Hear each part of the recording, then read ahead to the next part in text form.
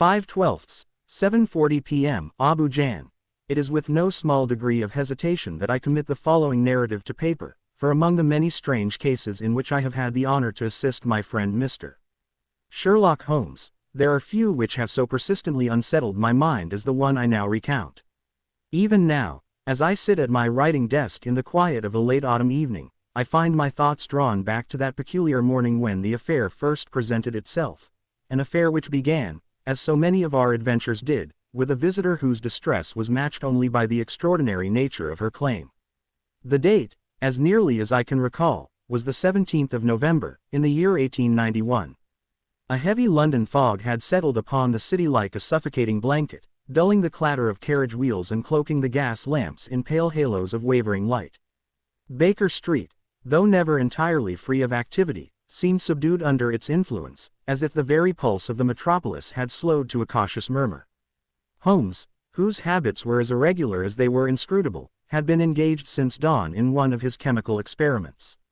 The sitting room of our lodgings bore all the familiar signs of his industry: retorts and test tubes arranged in precarious clusters upon the table, the sharp odor of reagents hanging in the air, and a series of cryptic notes pinned to the mantelpiece in his precise, angular hand.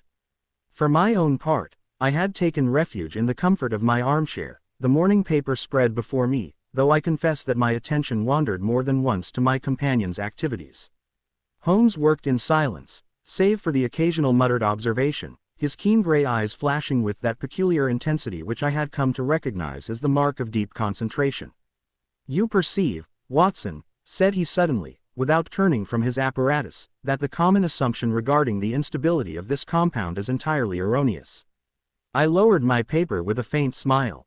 "I perceive only that you have once again neglected your breakfast, Holmes." He waved the matter aside with an impatient gesture. "A trivial consideration. The pursuit of knowledge is rarely compatible with the indulgence of appetite."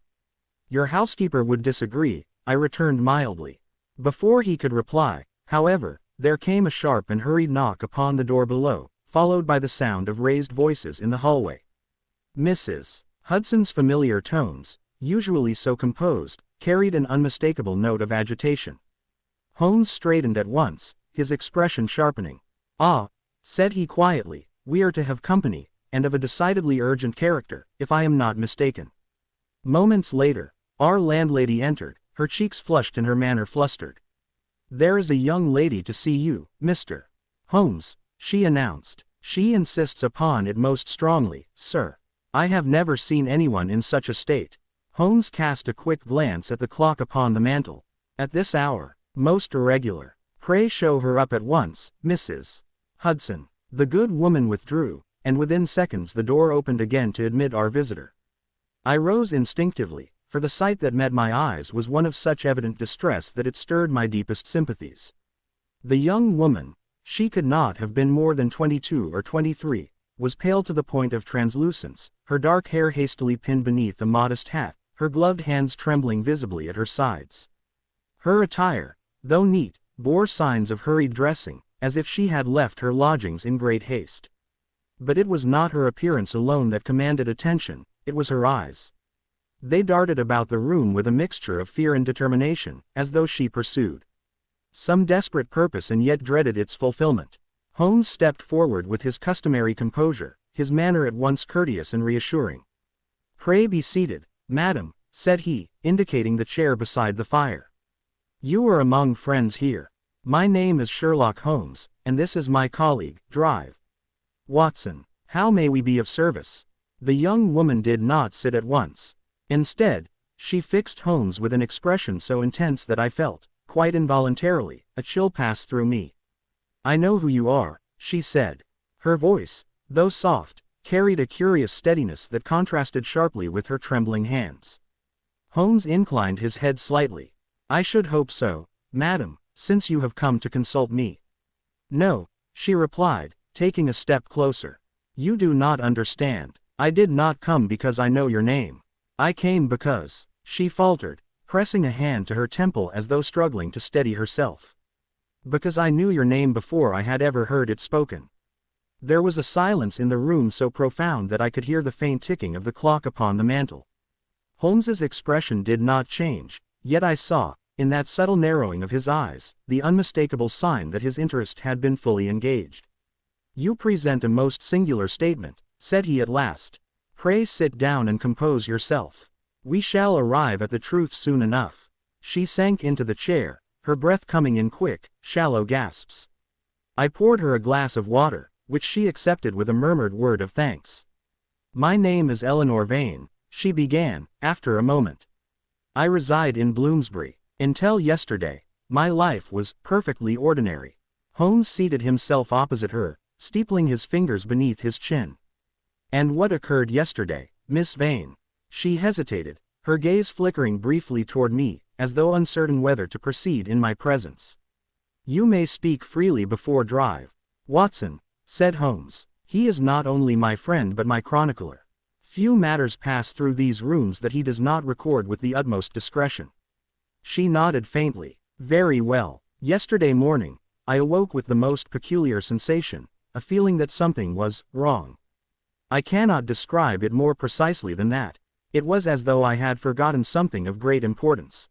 Holmes leaned forward slightly. "Go on." "I tried to dismiss it," she continued. "But as the day wore on, the feeling grew stronger. By the afternoon, I could think of nothing else. And then," her voice dropped to a whisper, "I heard it." "Heard what?" I asked, unable to restrain myself. "A voice," she said. "Not aloud, you understand. It was, in my mind." Holmes's gaze remained fixed upon her, unwavering. "And what did this voice say?"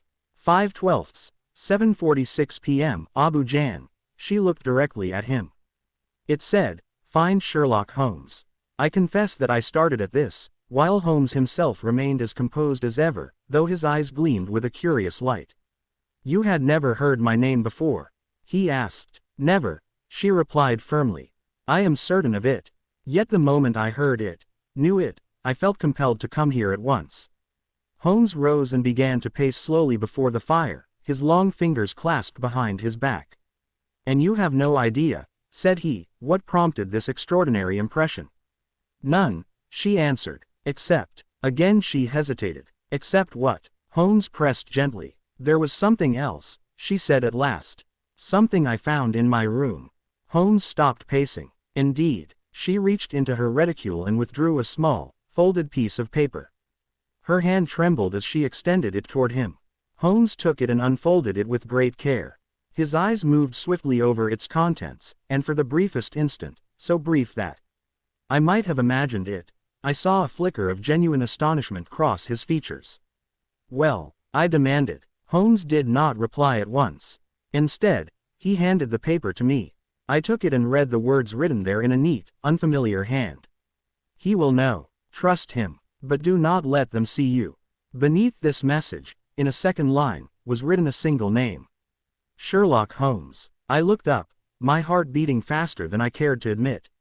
"This is most extraordinary," I said. "Extraordinary," Holmes murmured, his gaze fixed upon the fire. "No, Watson, it is something far more troubling than that." Miss Vane leaned forward, her voice barely audible. "Can you help me, Mr. Holmes?" Holmes turned to her, and in that moment there was a sharpness, an intensity in his expression that I had seen only in the most complex and dangerous of cases. "My dear Miss Vane," said he, "I have rarely encountered a problem which so defies the ordinary laws of reason. And yet," he allowed himself the faintest of smiles, "I believe you have come to the right address." Thus began the singular case of the girl who knew his name, a case which was to lead us into depths of mystery unlike any we had previously explored, and to confront us with questions that neither science nor logic could easily answer. It has often been remarked by those who have only a passing acquaintance with my friend Mr. Sherlock Holmes that his methods, however brilliant, possess an element of theatricality. I cannot wholly deny the charge, for there were times, particularly at the commencement of a new investigation, when Holmes appeared to take a certain quiet pleasure in illustrating the precision of his reasoning before an attentive audience. Yet I must add, in his defense, that such demonstrations were never mere displays of vanity. Rather, they served to establish a foundation, a mental discipline, upon which the more intricate structures of his deductions would later depend. It was with this very purpose, I believe, that Holmes chose to occupy the moments following Miss Eleanor Vane's extraordinary revelation with a seemingly unrelated exercise of observation. The young lady herself sat pale and motionless in her chair, her gloved hands clasped tightly in her lap, her eyes moving anxiously between Holmes and myself. The note she had brought lay upon the table, its brief and cryptic message seeming to exert an almost magnetic pull upon our thoughts. Holmes, however, appeared in no hurry to return to it. Instead, he turned suddenly to me. "Watson," said he, in that brisk tone which I had learned to associate with his more instructive moods, "you have been out this morning." I smiled faintly. "My dear Holmes, I had imagined my presence here would make that fact self-evident." "Your presence here proves only that you have returned," he replied dryly. "The question is, where have you been, and for what purpose?" Miss Vane glanced at me with a flicker of curiosity, as though grateful for any diversion from her own troubling circumstances. "Well," said I, settling back in my chair, "since you insist upon it, I took a short walk before breakfast." The fog was less oppressive at that hour, and I felt the need of some fresh air. Holmes shook his head slowly, a faint smile playing upon his lips. "Not merely a walk, Watson. You visited a patient." I started slightly. "Indeed I did, but how?" Holmes raised a slender finger. "Pray observe your own person. Your right cuff bears a faint but unmistakable stain of iodine. Your left boot, meanwhile, carries a trace of reddish clay, of a variety not commonly found in Baker Street, but abundant in the vicinity of Tavistock Square. Combine these facts with your medical profession, and the conclusion is inevitable." I could not help but laugh, though I felt the familiar mixture of admiration and chagrin which his deductions so often inspired. "You are quite correct," said I. "I was called to see a patient in Tavistock Square early this morning. A minor injury, nothing more." Holmes inclined his head. "Precisely. And you returned in some haste, for your tie is slightly askew, a detail which you would not ordinarily permit." Miss Vane watched this exchange with growing wonder, her earlier agitation momentarily forgotten. "It is extraordinary," she murmured. "You make it sound so simple." Holmes turned his keen gaze upon her. "It is simple, Miss Vane, once one knows where to look. The world is full of obvious things which nobody by any chance ever observes."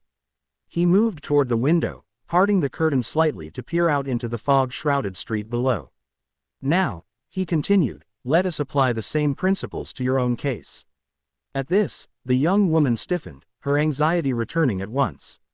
Holmes's voice softened, though it lost none of its precision. "You say that you had never heard my name before yesterday, yet you were compelled, by what you describe as a voice, to seek me out. Furthermore, you discovered a written message in your room bearing my name and a warning. Is that correct?" "Yes," she said quietly. "And this message, where exactly did you find it?" "On my dressing table," she replied. "It was lying beside my mirror when I awoke." Holmes's eyes narrowed slightly. "You are certain it was not there the previous evening?" "Quite certain. I should have noticed it." "Your room, is it secure? Do you live alone?" "I reside with my aunt," she said. "Mrs. Abernathy. She is elderly and rarely leaves the house. We have a maid, but she has been in our service for years and is entirely trustworthy." Holmes gave a noncommittal murmur. "Trustworthy," said he. "A most dangerous word, Watson. It has led to more errors of judgment than any other in the English language." I could not suppress a faint smile at this, though Miss Vane appeared too troubled to appreciate the remark. Holmes resumed his pacing, his long strides carrying him from hearth to window and back again. "There are, broadly speaking, 3 possible explanations for your experience," he said. "The first is that you are the victim of a deliberate deception. Someone has placed the note in your room and contrived to influence your thoughts." Miss Vane shook her head quickly. "But the voice—" "We shall come to that," Holmes interrupted gently. "The second possibility is that your impressions are the result of some internal disturbance, what a physician might term a hallucination." At this, she turned to me with a look of alarm. "Dr. Watson, you do not think—" I raised a hand reassuringly. "My dear Miss Vane, I see no immediate reason to suppose that your faculties are in any way impaired." Holmes inclined his head slightly in agreement. "Quite so. Which leaves us with the third possibility, namely, that the facts, however improbable they may appear, are precisely as you have described them." He stopped abruptly and faced her. In that case, Miss Vane, we are confronted with a problem of the most unusual kind. A silence followed this pronouncement, broken only by the distant rumble of a carriage passing through the fog. Tell me, Holmes continued, have you noticed anything else, anything at all, which might bear upon this matter? However trivial it may seem. Miss Vane hesitated, her brow furrowing in concentration. There is one thing, she said slowly. But I do not know if it is relevant. Holmes's eyes lit with interest. In my experience, madam, it is precisely those details which appear irrelevant that prove most significant. Pray proceed. She drew a breath. Last night, she said, I had a dream. Holmes remained perfectly still. A dream, I repeated. Yes, she said. It was very vivid, so vivid that I can recall it even now. And what did you dream? Holmes asked. She closed her eyes briefly, as though summoning the memory. I was standing in a street, she said. A London street, though I did not recognize it. There was fog, very thick, and I could hear footsteps behind me. Her voice trembled slightly. I wanted to turn around, but I could not move. And then, I saw a figure ahead of me. A man. Holmes leaned forward ever so slightly. Go on. He was standing beneath a gas lamp, she continued. I could not see his face clearly, but I knew, somehow, that he was watching me. And did he speak? Yes, she whispered. He said, you are too late. A chill ran through me at these words, though Holmes himself gave no outward sign of emotion. And then, he prompted. He stepped forward, she said, her voice barely audible now. And as he did, I saw something in his hand. What was it? She opened her eyes and looked directly at Holmes. A knife. The word seemed to hang in the air, heavy with unspoken implications. Holmes turned away and resumed his pacing, though his movements had taken on a new urgency. A dream, a voice, and a written message, he murmured. Each reinforcing the other, yet originating from where? He stopped suddenly and struck his hand lightly against his palm. Watson, said he, we must visit Bloomsbury at once. Immediately, I asked. Without delay. Every moment may be of consequence. He turned to Miss Vane. Will you permit us to examine your room, madam? She rose quickly, a flicker of hope appearing in her pale features. Of course, I shall be most grateful. Holmes reached for his coat and hat, his movements swift and decisive. Then we shall lose no time, said he. As I gathered my own things, I could not help but glance once more at the note upon the table, the note which bore my friend's name in a hand that neither of us recognized. There was, in that simple scrap of paper, something profoundly unsettling, something which hinted at forces beyond the ordinary reach of reason. And yet, if I had learned anything from my association with Sherlock Holmes, it was this, that however strange a mystery might appear at first glance, there was always, somewhere beneath the surface, a thread of logic waiting to be uncovered. It remained only to follow it. Within a quarter of an hour we had quitted Baker Street, Holmes moving with that air of swift determination which I had learned to associate with moments when his mind was already several steps ahead of the visible facts. A hansom cab was procured without delay, and we set off through the fog-laden thoroughfares toward Bloomsbury, Miss Eleanor Vane seated opposite us, her pale face partially obscured by her veil. London, under such conditions, assumes a character both oppressive and uncanny. The familiar outlines of buildings dissolve into shifting shadows, while the sounds of the city, hoofbeats, voices, the distant rumble of wheels, seem to come from no fixed direction. More than once during that drive, I observed Miss Vane start violently at some indistinct noise, her eyes darting toward the window as though she expected to see some pursuing figure emerge from the mist. Holmes, however, remained composed, his long fingers steepled before him, his gaze fixed not upon the exterior world but upon some inward chain of reasoning. You mentioned, Miss Vane, said he at last, breaking the silence, that your aunt seldom leaves the house. That is correct, she replied. Her health does not permit it. And your maid, what is her name?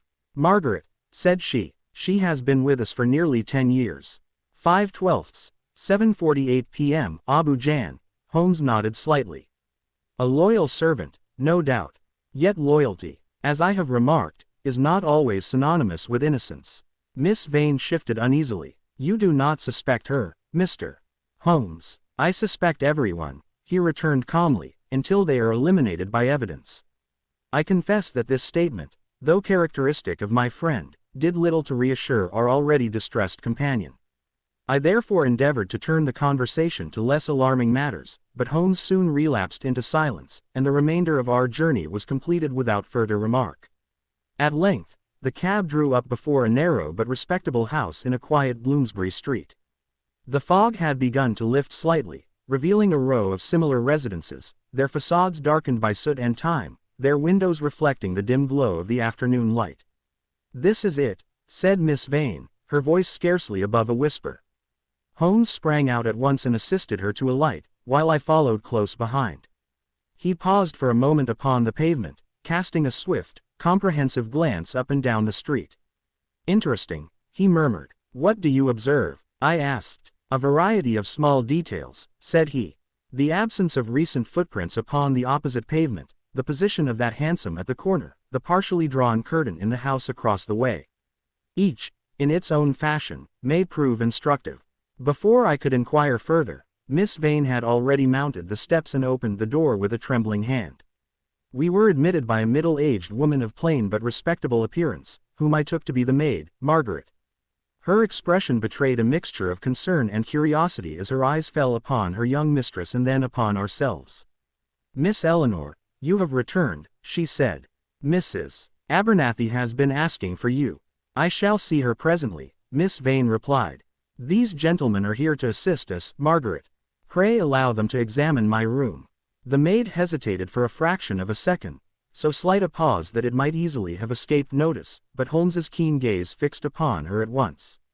"Certainly, miss," she said at last, stepping aside. Holmes inclined his head courteously. "Thank you. We shall endeavor not to disturb the household more than is necessary." Without further delay, Miss Vane led us upstairs to the first floor, where her room was situated at the front of the house. As she opened the door, I felt an inexplicable sense of anticipation, as though we were about to cross the threshold into some space already charged with unseen significance. The room itself was modest yet tastefully furnished. A narrow bed stood against one wall, opposite which was a small writing desk. A dressing table, with its accompanying mirror, occupied a position near the window, while a wardrobe and a chest of drawers completed the arrangement. At first glance, there appeared nothing remarkable about the place. Holmes, however, did not rely upon first impressions. "Pray remain where you are," said he quietly, as Miss Vane moved to enter. "I should prefer to examine the room in its present state before anything is disturbed." She obeyed at once, stepping back into the corridor, while Holmes advanced alone across the threshold. I watched him with the closest attention, for there is, to my mind, no sight more fascinating than that of Sherlock Holmes engaged in the silent scrutiny of a crime scene. His movements were at once deliberate and economical, each step taken with a clear purpose, each glance directed toward some detail invisible to the untrained eye. He began at the door, examining the lock and handle with a small lens which he had produced from his pocket. Then he passed slowly around the perimeter of the room, pausing at intervals to inspect the carpet, the skirting boards, and the lower portions of the walls. "Well," I ventured at last. Holmes did not look up. "There are signs," said he, "that the room has indeed been entered." Miss Vane gave a soft cry. "You see," she exclaimed. "I told you." "Pray do not jump to conclusions," Holmes interrupted. "The question is not whether someone has entered, but when, how, and for what purpose." He moved toward the window, examining the latch with minute care. "The window has not been opened recently," he observed. "No disturbance of the dust upon the sill. Therefore, the intruder, if such there was, must have entered by the door." "But the door was locked," said Miss Vane. "I always lock it at night." Holmes turned to her. "Do you possess the only key?" "Yes," she replied. "At least, I believed so." Holmes's expression remained unreadable. "Belief, Miss Vane, is a poor substitute for certainty." He crossed to the dressing table, where the mirror stood, its surface reflecting the pale light from the window. Upon the polished wood before it lay a small assortment of personal items, a brush, a comb, a bottle of scent, and, at the center, the very spot where the mysterious note had been found. Holmes bent low, his face close to the surface. "Watson," said he softly, "you will observe here a faint discoloration." I stepped forward and peered where he indicated. "I see nothing of consequence," I admitted. Precisely, said he, and yet it is of the utmost consequence. He straightened and turned to Miss Vane. The note, did you touch it immediately upon seeing it? Yes, she said. I picked it up at once. Holmes nodded, as I expected, which explains the absence of any clear trace. He fell silent for a moment, his gaze moving slowly about the room, as though assembling the various elements of a puzzle. Then, quite suddenly, he crossed to the writing desk and opened one of its drawers. May I? He asked. Of course, said Miss Vane. He examined the contents briefly, letters, a small diary, a few loose sheets of paper, before selecting one and holding it up to the light. Ah, he murmured. What is it? I asked. Holmes handed me the paper. It was a page from a commonplace notebook, filled with neat, orderly handwriting, clearly Miss Vane's own. At first glance, entirely unremarkable, said Holmes. And yet, compare it, if you please, with the note you brought us. I did so, placing the two side by side. The writing is different, I said at once. The note is more angular, less fluid. Just so, Holmes replied, which suggests that it was not written by Miss Vane herself. Miss Vane drew a sharp breath. Then someone else must have placed it there. Undoubtedly, said Holmes. The question remains, who? He returned the paper to the desk and resumed his examination of the room, though I could see that his thoughts were now engaged upon a deeper level. At length, he came to a stop beside the bed. Miss Vane, said he, you mentioned that you experienced a dream last night, a dream in which you saw a man beneath a gas lamp, holding a knife. Yes, she said, her voice trembling. Holmes's eyes rested upon the pillow. And you slept here, of course. He nodded slowly. Then I fear, madam, that your dream may not have been entirely a product of your imagination. A silence fell upon us, heavy with implication. What do you mean? I asked. Holmes turned to me, his expression grave. I mean, Watson, that there are indications, subtle, yet unmistakable, that Miss Vane was not alone in this room during the night. Miss Vane let out a faint cry and clutched the doorframe for support. Good heavens! I exclaimed. You cannot be serious. Holmes met my gaze steadily. I am always serious when the facts demand it. He moved toward the door, his manner once more brisk and decisive. We have seen enough for the present, said he. There are other avenues which must be explored without delay. Such as? I asked. Holmes paused upon the threshold and looked back at the room, at the mirror, the bed, the quiet arrangement of objects which now seemed charged with hidden menace. Such as the identity of the person who knew my name, he said softly, and wished it known to Miss Eleanor Vane. He turned to her, his voice firm yet not unkind. Miss Vane, I must ask you to remain vigilant. Trust no one implicitly, not even those closest to you. Until we have uncovered the truth, you may be in greater danger than you realize. Her face had gone utterly pale. Will you protect me, Mr. Holmes? Holmes inclined his head, with every resource at my command. As we descended the stairs and stepped once more into the fog-laden street, I could not shake the uneasy conviction that we had crossed some invisible boundary, that the case before us was not merely unusual, but profoundly disturbing in ways I could not yet comprehend. And Holmes, though outwardly calm, was already moving ahead into that shadowed territory where reason itself seemed to falter. Our departure from Bloomsbury was marked by a silence more eloquent than any exchange of words. Miss Vane had remained at the threshold of her home, her slender figure framed in the dim interior light, watching us with an expression in which hope and dread were curiously intermingled. Holmes had offered her only the briefest reassurance, yet I knew him well enough to perceive that her case had already taken firm hold of his formidable intellect. We had not gone far along the street before I could restrain my curiosity no longer. Holmes, said I, quickening my pace to match his long stride, you cannot expect me to remain in ignorance. You spoke of signs, indications that Miss Vane was not alone in her room. What, in heaven's name, did you observe? Holmes did not answer at once. He drew his coat more closely about him against the damp chill of the fog and continued walking, his head slightly bowed. My dear Watson, he said at last, it is a cardinal error to theorize before one has data. Yet it is equally perilous to ignore what data one possesses. In Miss Vane's room, I observed 3 facts which, taken together, admit of only one conclusion. And those facts are, I pressed. First, said he, raising a finger, a slight but distinct depression upon the pillow, too narrow to have been caused by Miss Vane herself, yet too pronounced to be dismissed as a mere irregularity. Second, a faint scuff upon the carpet near the bedside, consistent with the pressure of a boot not belonging to the occupant. And third, he paused. Well, I urged. A trace of ash, said he quietly. Ash, indeed. A fine gray ash, of a type commonly associated with certain imported cigars. Miss Vane, as we have seen, does not smoke. Nor, I think, does her elderly aunt. I felt a chill which had nothing to do with the weather. Then you believe, I believe, Holmes interrupted, that someone entered that room during the night, stood beside the bed, and remained there long enough to leave behind unmistakable evidence of his presence. Good heavens, I exclaimed, and Miss Vane slept through it. Or believed that she did, said Holmes. We had by now reached the main thoroughfare, where the fog was beginning to thin, revealing the outlines of passing carriages and pedestrians. Holmes raised his hand and hailed a hansom.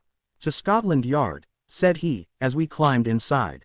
Scotland Yard, I repeated in surprise. Precisely, said he. If we are to pursue this matter intelligently, we must ascertain whether Miss Vane's experience is an isolated incident, or part of a larger pattern. The cab set off at once, its wheels rattling over the damp cobblestones. Holmes lapsed once more into silence, while I endeavored to arrange my thoughts in some coherent order. The notion of an unknown intruder standing beside a sleeping woman, leaving behind no more than a trace of ash and a disturbed pillow, struck me as profoundly sinister. Holmes, said I at length, there is something in this affair which I cannot reconcile. The note, yes, it bears your name, not merely as a direction, but as a certainty, he will know. Trust him. It implies not only knowledge of you, but confidence in your abilities. Who could have written such a thing? Holmes's lips curved into the faintest of smiles. That, Watson, is precisely the question which interests me most. And the voice she heard? A secondary matter, for the present. I shook my head. You astonish me. Surely the notion of a voice. My dear fellow, said Holmes gently, when one is confronted with a series of inexplicable phenomena, it is essential to distinguish between what is strange and what is significant. The voice may be strange. The note, however, is significant. It is tangible, deliberate, and, most importantly, written. And therefore capable of being traced. Exactly. Our conversation was interrupted by the sudden halt of the cab. We had arrived at Scotland Yard. Holmes descended at once and strode toward the entrance, I following close behind. We were soon admitted and shown to the office of Inspector Lestrade, whose lean figure I recognized immediately as he rose from behind his desk. Mr. Holmes, he exclaimed, this is an unexpected pleasure. And Dr. Watson, as I live and breathe, what brings you here this morning? Holmes inclined his head. A matter of some urgency, Lestrade. I require information. Lestrade's expression shifted at once from cordiality to professional interest. Indeed. Then you shall have it, if it lies within my power. Pray be seated. Holmes remained standing. I shall come directly to the point. Have there been, within the past 48 hours, any reports of unusual intrusions, particularly those involving no apparent theft, but accompanied by peculiar or inexplicable circumstances? Lestrade frowned slightly. That is a rather broad inquiry, Mr. Holmes. Nevertheless, said Holmes, I should be obliged if you would consider it. The inspector leaned back in his chair, steepling his fingers in a manner which, I could not help but notice, bore a faint resemblance to Holmes's own habitual gesture. Well, said he slowly, there was one case reported yesterday evening. A gentleman in Kensington claimed that someone had entered his study during the night. Nothing was taken, but he insisted that certain papers had been moved. Holmes's eyes sharpened. Moved in what way? 5/12, 7:49 p.m. Abu Jan. Rearranged, said Lestrade. At least, that was his impression. He could not point to anything specific. And was there any sign of forced entry? None whatsoever. Holmes nodded. Pray continue. Lestrade hesitated. There is another matter, he said. Though I am not certain it is relevant. I shall be the judge of that, Holmes replied. A young woman, said Lestrade, was brought to our attention this morning. She claims to have received a message, anonymous, containing a warning. She was greatly agitated, though the contents of the message were vague. Holmes leaned forward slightly. May I see it? Lestrade opened a drawer and withdrew a folded paper, which he handed across the desk. Holmes took it and read it swiftly. Then he passed it to me. The words, though different in phrasing, bore a striking resemblance to those we had already encountered. Be cautious. You are observed. Seek assistance before it is too late. I looked up, my pulse quickening. This cannot be coincidence, I said. Holmes's expression, however, remained thoughtful rather than triumphant. Coincidence, said he, is a word which conceals more than it explains. He turned back to Lestrade. This young woman, what is her name? Miss Clara Henshaw, said the inspector. She resides in Notting Hill. Holmes nodded slowly. And has she mentioned any auditory impressions? A voice, perhaps. Lestrade raised an eyebrow. A voice? No, nothing of the sort. Why do you ask? Holmes waved the question aside. No matter. One final point. Have there been any reports of violence? Any indication that these incidents may be escalating? Lestrade's expression grew more serious. Not yet, said he. But I do not like the sound of it, Mr. Holmes. There is something about these cases, something unsettling. Holmes gave a short, dry laugh. Your instincts do you credit, Lestrade. I share your unease. The inspector leaned forward. Do you have a theory? Holmes turned toward the window, where the fog had begun once more to gather. I have several, said he. All of them unsatisfactory. Lestrade frowned. That is unlike you. On the contrary, Holmes replied. It is precisely like me when confronted with a problem which refuses to conform to established patterns. He reached for his hat. I thank you for your assistance, Lestrade. I shall keep you informed of any developments. See that you do, said the inspector. And if there is danger. There is always danger, Holmes interrupted calmly. The question is merely its degree. We took our leave and stepped once more into the street. The light was already beginning to fade, and the fog, as if emboldened by the approaching evening, pressed in around us with renewed vigor. Well, Holmes, said I, as we made our way toward Baker Street, it would seem that Miss Vane is not alone in her experience. No, said he quietly. She is not. And the police, do they suspect anyone? Holmes gave a slight shake of the head. They suspect the obvious, said he. Which is to say, they suspect the wrong person. Indeed. And who is that? Holmes stopped abruptly and turned to face me. The maid, said he. Margaret, I exclaimed. But surely nothing. Watson, consider the facts. She has access to the house, familiarity with Miss Vane's habits, and the opportunity to place the note. But the handwriting could be disguised. The motive, yet to be determined. I hesitated. And you believe her guilty? Holmes resumed walking, his expression inscrutable. I believe, said he slowly, that she is the most convenient suspect. That is not the same thing. No, he agreed. It is not. A silence fell between us as we continued on our way. The figure of the maid, quiet, unobtrusive, and seemingly loyal, rose in my mind, now tinged with suspicion. Yet something in Holmes's tone gave me pause. You do not sound convinced, I said at last. Holmes's lips curved into a faint, enigmatic smile. My dear Watson, said he, when a case appears simple, it is almost always because one has overlooked something of vital importance. He quickened his pace, his eyes fixed ahead. And in this case, he added softly, I am quite certain that we have overlooked a great deal. As we approached Baker Street, the lamps were being lit, their pale glow struggling against the encroaching darkness. I could not shake the feeling that we stood at the threshold of something far more complex, and far more dangerous, than any of us had yet imagined. It was near dusk by the time we regained our quarters in Baker Street, and the fog, which had shown signs of lifting earlier in the day, now returned with renewed density, pressing thickly against the window panes like some living presence. Mrs. Hudson had lit the lamps in our sitting room, and their warm glow lent a deceptive sense of comfort to an atmosphere which, to my mind, had grown increasingly oppressive. Holmes wasted no time in resuming his analysis. He cast aside his coat, drew his chair close to the table, and placed before him the two notes, the one brought by Miss Vane and the second obtained from Inspector Lestrade. For several minutes he examined them in silence, his keen eyes moving rapidly between the two, as though measuring some subtle relationship invisible to all but himself. I, meanwhile, could not rid my mind of the image he had conjured, the unknown intruder standing beside Miss Vane's bed in the dead of night.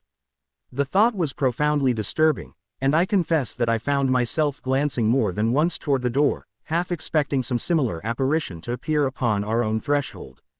"Well, Holmes," I said at last, "have you discovered anything further?" He did not look up. "Yes," said he quietly. "Something of considerable interest." I leaned forward at once. "And what is that?" Holmes lifted the first note, the one bearing his name, and held it beneath the lamp.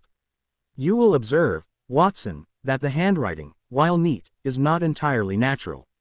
"In what sense?" I asked. "It is constrained," said he.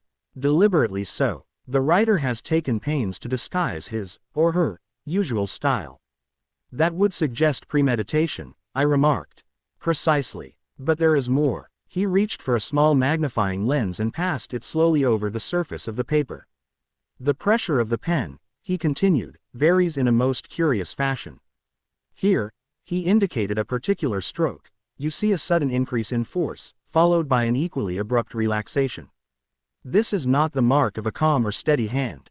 Then the writer was agitated, I suggested. Holmes shook his head. "Not merely agitated, Watson." "Interrupted." I repeated. "Yes. Consider the circumstances under which this note must have been written. If it were composed within Miss Vane's room, then the writer was in a position of considerable risk. Every second spent there increased the likelihood of discovery." "That would explain the haste," I said. "Indeed. And yet," Holmes paused, his eyes narrowing slightly, "there is something inconsistent here." "Inconsistent?" "Yes. The message itself. He will know. Trust him. But do not let them see you. It is concise, deliberate, and remarkably coherent for a composition produced under such pressure." I frowned. "You mean to say that the writer was both hurried and composed?" "Exactly. Which suggests that the message was not conceived at the moment of writing, but prepared in advance." "Then why not write it beforehand and simply leave it?"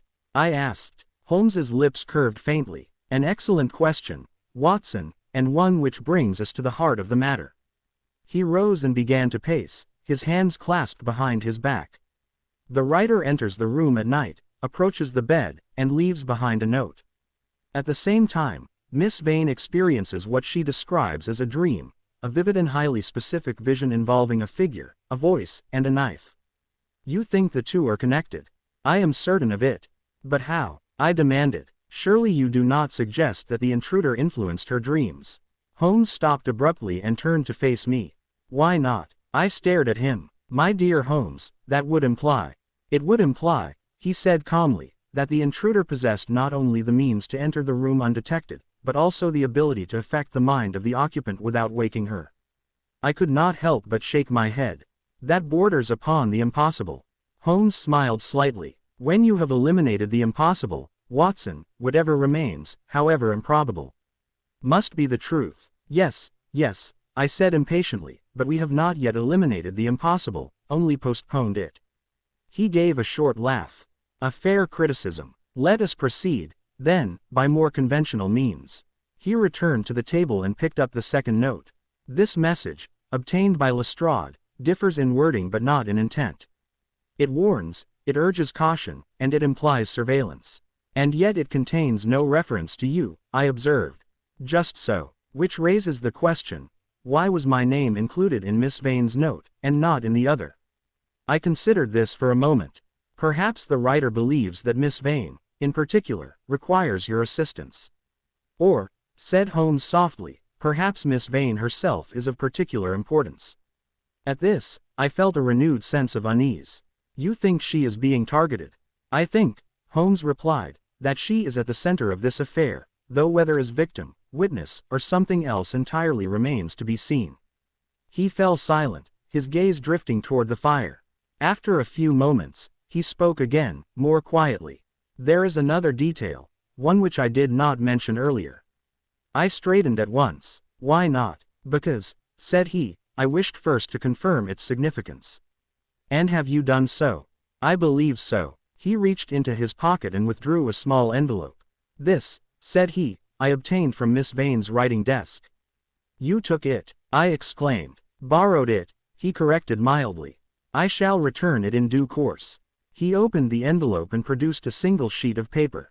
It is a page from her diary, he explained. Or rather, a page which has been removed from it. I took the paper and examined it.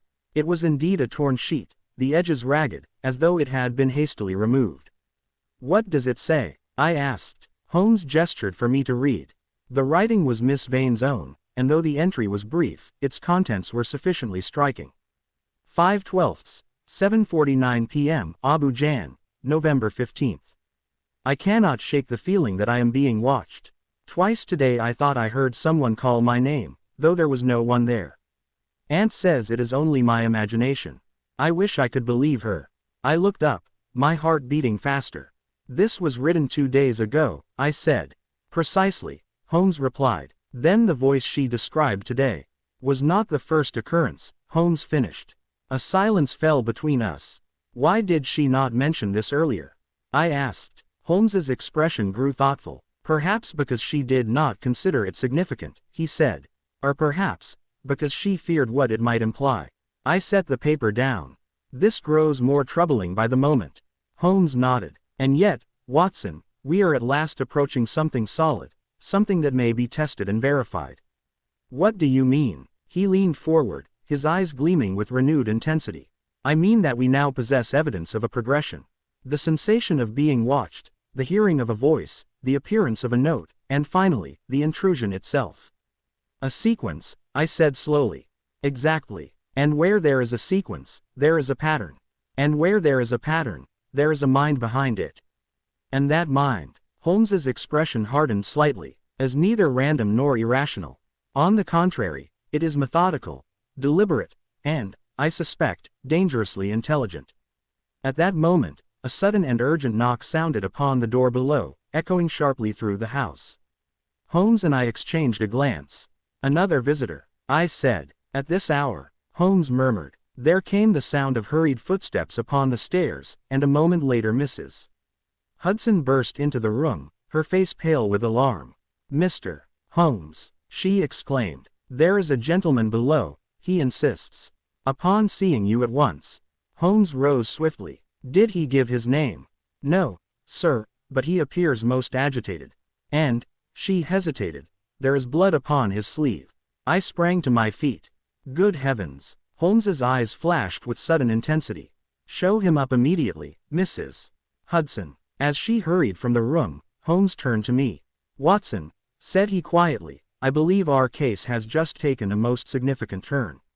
The door opened once more, and a man staggered into the room, his face ashen, his breathing labored, and his coat sleeve darkened with what was unmistakably fresh blood.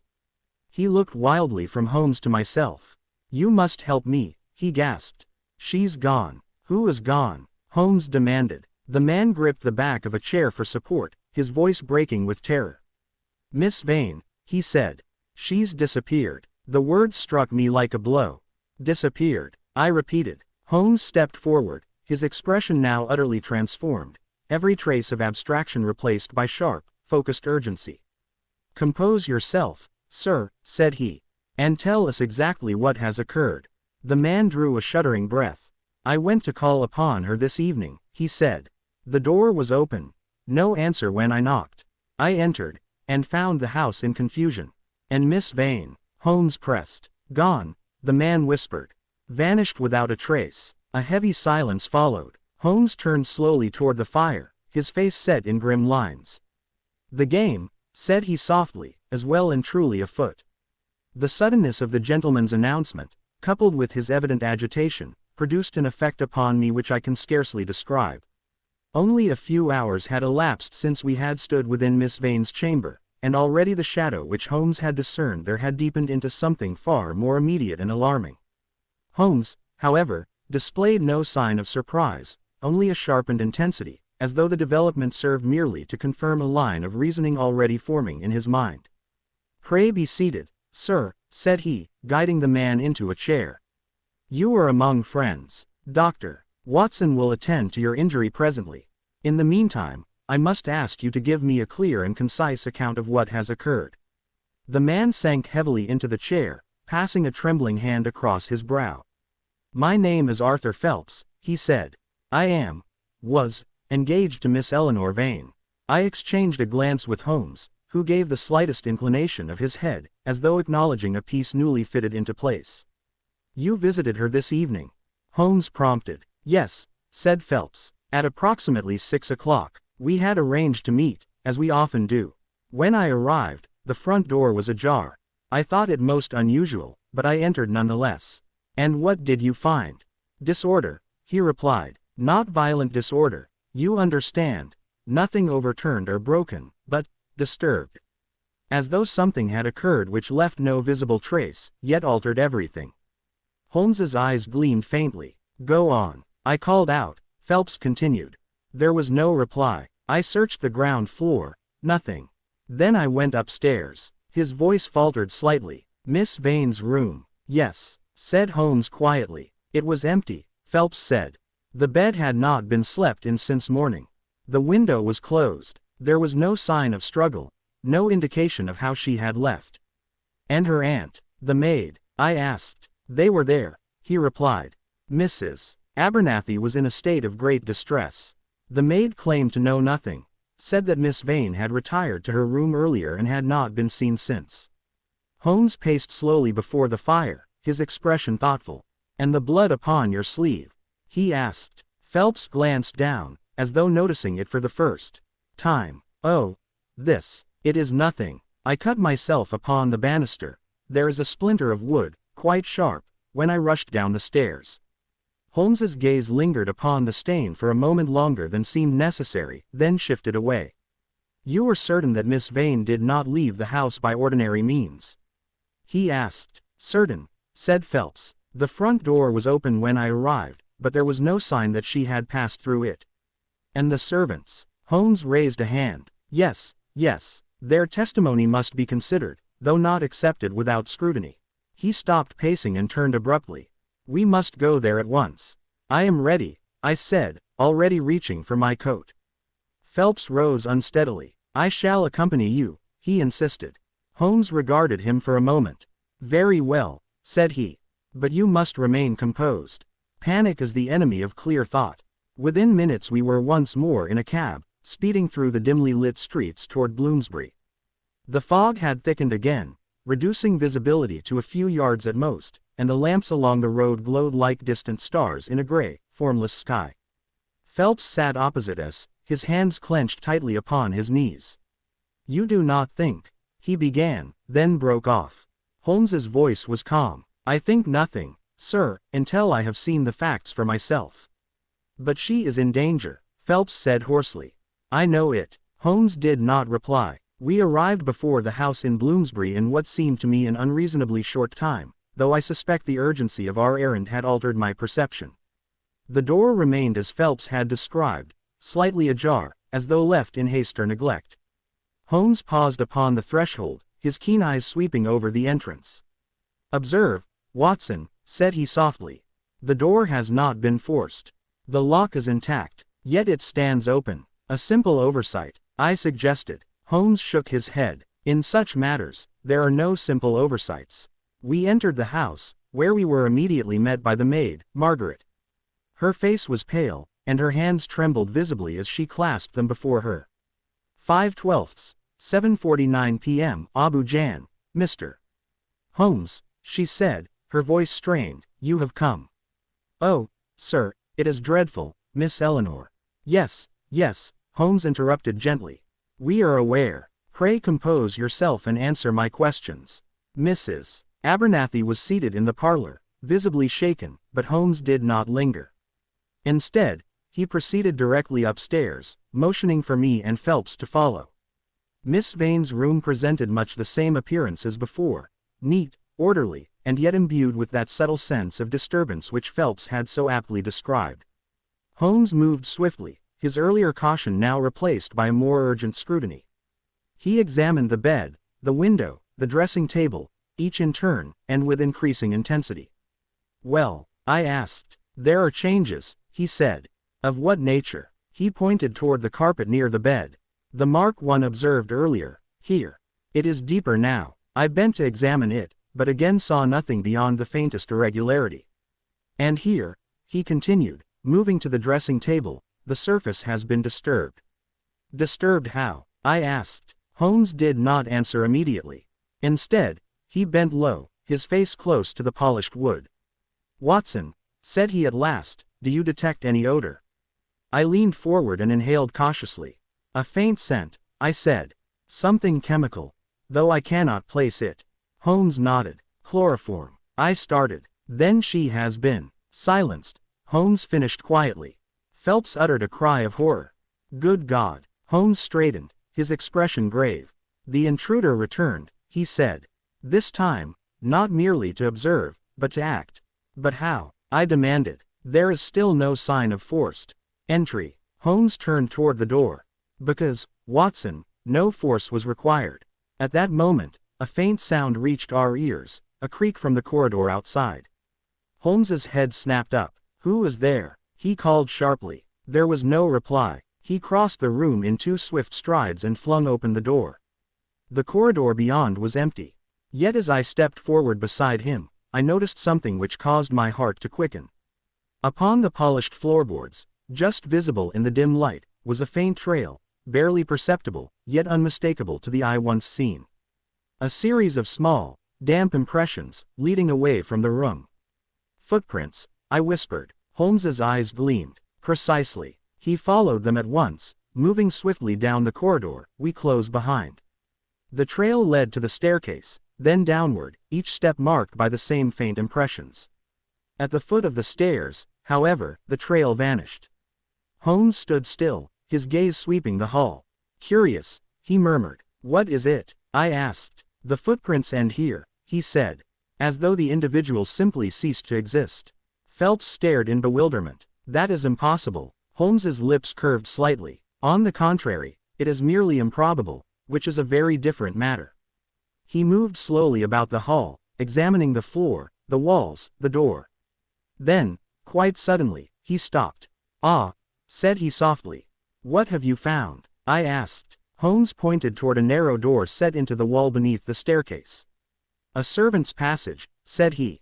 Or perhaps, something more.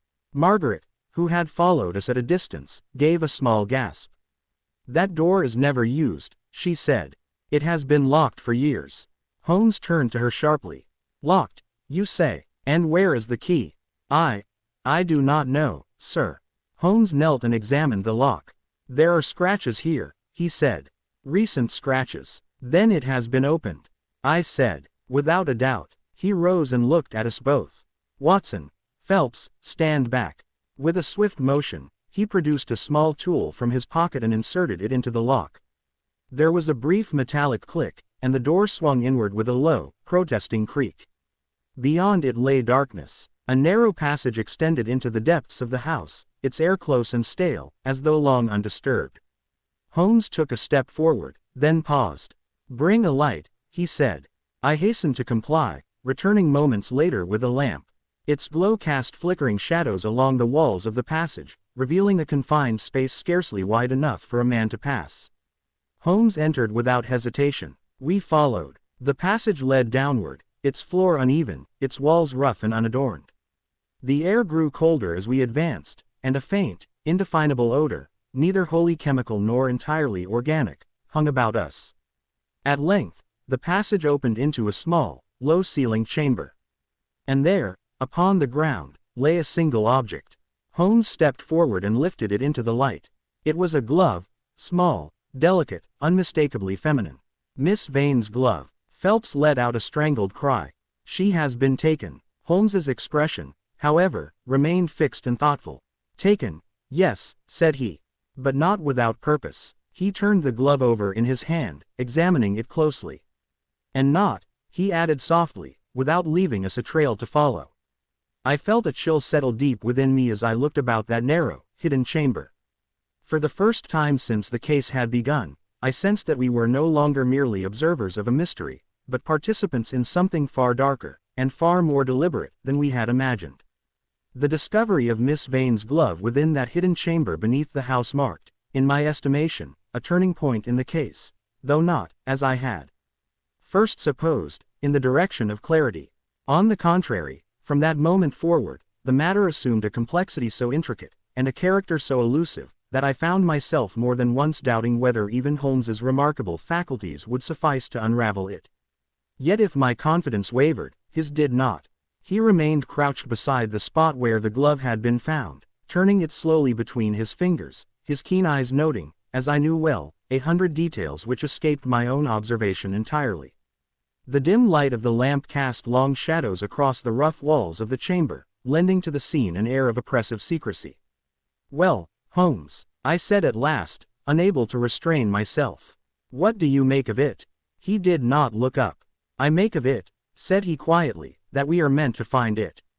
"Meant," I repeated. "Surely you do not suggest that the glove was placed here deliberately?" Holmes rose to his feet and brushed a speck of dust from his sleeve. "I suggest nothing, Watson. I observe, and what I observe is this. The glove lies in a position too conspicuous for accident, yet too isolated for chance discovery, unless one were specifically led to this chamber." Phelps, who had stood silent until now, stepped forward with agitation. "But the footprints, the passage, everything points here. How can it be anything but the truth?" Holmes turned to him with a measured expression. "My dear sir, the most effective falsehood is that which most closely resembles the truth." Phelps stared at him, clearly at a loss. "You mean, this is a deception?" "I mean," said Holmes, "that we must consider the possibility that it is one." I confess that this notion struck me as both ingenious and deeply unsettling. "But to what end?" I asked. "If Miss Vane has indeed been abducted, why would her captor leave behind such a clue?" Holmes's eyes gleamed faintly. "To direct our attention," said he, "away from something else." He turned once more to the chamber, his gaze sweeping slowly over its narrow confines. "Consider, Watson. The passage is hidden, the door concealed, the lock ostensibly unused for years. Yet we find recent scratches, a trail of footprints, and this," he held up the glove, "placed in plain sight. It is too convenient, too complete." "Then you believe the abductor wishes us to follow this path?" I said. "Precisely. And we shall not." Holmes allowed himself a thin smile. "On the contrary, we shall follow it most diligently." Phelps gave a gesture of impatience. "But you have just said." Holmes raised a hand. "My dear Mr. Phelps, one must sometimes follow a false trail in order to discover where it leads, and, more importantly, what it seeks to conceal." There was a subtle shift in his tone which I recognized at once. It was the voice he employed when his mind had seized upon some central thread, though he had not yet chosen to reveal it. "What do you propose, Holmes?" I asked. "We shall examine this passage in its entirety," said he, "and determine whether it yields any further information. After that," he paused, "after that, we shall return to the house above." "To the house," I echoed. "But surely the answer lies here." Holmes shook his head. "No, Watson, the answer lies where it is least expected." With that, he took up the lamp and advanced deeper into the passage. 5/12, 7:50 p.m. Abu Jan. We followed in silence, the narrow walls closing about us as we proceeded.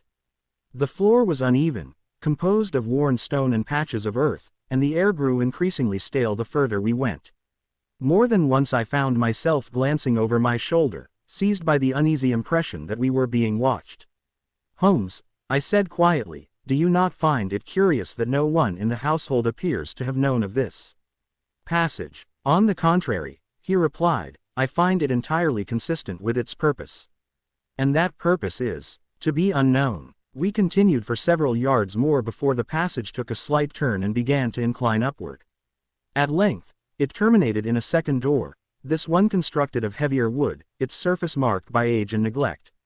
Holmes examined it briefly. "Locked," said he. "Shall I attempt it?" I asked. "If you please." With some effort, I managed to force the door open, and we found ourselves emerging into what appeared to be a disused cellar at the rear of the house. The space was cluttered with old furniture and crates, thick with dust and cobwebs. Holmes stepped inside and surveyed the room with a critical eye. "No recent disturbance," he said. "No footprints beyond our own. The trail ends here." Phelps looked about in evident frustration. "Then she is not here," he said. "No," Holmes agreed. "She is not." "Then where?" Holmes raised a hand once more. "Patience, Mr. Phelps. We have not yet exhausted the possibilities." He turned and retraced his steps toward the passage, his expression thoughtful. As we followed him back toward the hidden chamber, I could not shake the feeling that we had been led, quite deliberately, into a dead end.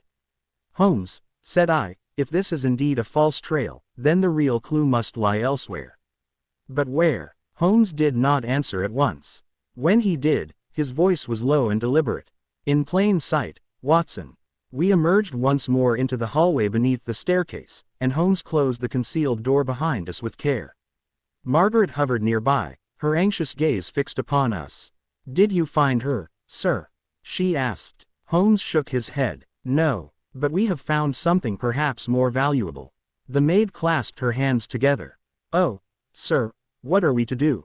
Holmes regarded her for a moment with that penetrating gaze which I had seen reduce hardened criminals to confusion. "For the present," said he, "you will do nothing beyond your usual duties. And you will speak of this matter to no one." "Yes, sir," she said quickly.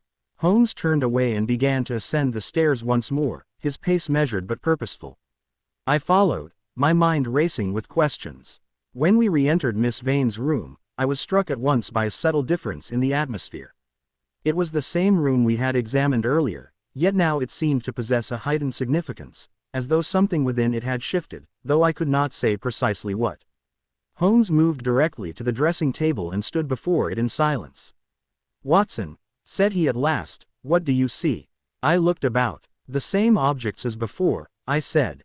"Nothing appears to have changed." "Look again." I stepped closer, examining the surface more carefully. "The brush, the comb, the scent bottle." I paused. "And the space where the note was found." Holmes nodded. "Just so. I see nothing unusual," I admitted. Holmes leaned forward slightly, his eyes fixed upon the mirror. "And yet," said he softly, "something has been removed." "Removed," I repeated. "But we have just established that the note was taken by Miss Vane this morning." "Yes," said Holmes. "The note was removed, but something else, something far more significant, has been taken as well." I stared at him in bewilderment. What could be more significant than the note? Holmes straightened and turned to me, his expression now one of quiet certainty. "The reflection, Watson, the reflection," I echoed. He gestured toward the mirror. "Consider. This is the place where the note was found, directly before the mirror. If one wished to ensure that a message was seen upon waking, one would place it here, where the eye must fall." "That is reasonable," I said. "But, suppose," Holmes continued, "that the message was not the only thing intended to be seen." A sudden thought struck me. "You mean, something was reflected in the mirror?" Holmes's eyes gleamed. "Precisely. But what?" He turned back to the glass, studying it intently. "That," said he, "is the question which will lead us out of this labyrinth." Phelps, who had been standing near the door, stepped forward. "Mr. Holmes," he said, his voice strained, "I beg you, whatever you suspect, whatever you have discovered, do not keep us in suspense. Eleanor's life may depend upon it." Holmes regarded him steadily. "My dear sir," said he, "her life may indeed depend upon it. Which is why I must proceed with the utmost caution." He paused, then added, "And why I must ask you to trust me, just as she was instructed to do." A silence followed this remark, heavy with unspoken tension. At length, Holmes reached for his coat. "We have lingered here long enough," he said. "There is another place we must visit, one which, I believe, holds the key to this entire affair." "And where is that?" I asked. Holmes's expression grew grave. "The place where this began," said he. I frowned. "But we have already established." "Have we?" He interrupted quietly. He moved toward the door, his eyes fixed ahead. "No, Watson, we have assumed much, but established very little." As we descended the stairs once more and prepared to depart the house, I could not rid myself of a growing conviction that we were being drawn, step by step, into a design far more intricate than any ordinary crime. And Holmes, though outwardly calm, had begun to move with a new and deliberate purpose, as though he had glimpsed, at last, the faint outline of the truth. It is one of the many peculiarities of my friend Mr. Sherlock Holmes that, having once grasped the central thread of a mystery, he becomes at once both more decisive and more inscrutable. His actions acquire a precision bordering upon inevitability, while his explanations, if offered at all, grow increasingly sparse. It was in this very condition that I observed him upon our departure from Bloomsbury that evening. The fog had thickened to such a degree that the lamps along the street appeared as dim, floating orbs, and the figures of passers-by emerged and vanished like specters. Yet Holmes moved through this obscurity with unerring certainty, as though guided by some internal compass invisible to all others. "Holmes," said I, as we made our way toward the main road, "you spoke of a place where this began. To what did you refer?" "To the first disturbance," he replied. "The earliest recorded indication that Miss Vane was not alone in her perceptions." "You mean her diary entry?" "Precisely. But that was written in her own room," I said. "We have already examined it." Holmes shook his head. "We have examined the scene of the later events, Watson, not the origin of the disturbance. There is a distinction." Before I could press him further, he hailed a cab. "To Tavistock Square," said he. I started. "Tavistock Square, but that is where you visited a patient this morning," he finished calmly. "Yes, I am aware." "What possible connection?" Holmes raised a hand. "My dear Watson, in a problem such as this, one must consider not only what is present, but what is absent. Tavistock Square is the one element which has thus far appeared only incidentally, and therefore demands closer scrutiny." I confess that I was at a loss to follow his reasoning, yet I had long since learned the futility of attempting to anticipate the course of his deductions.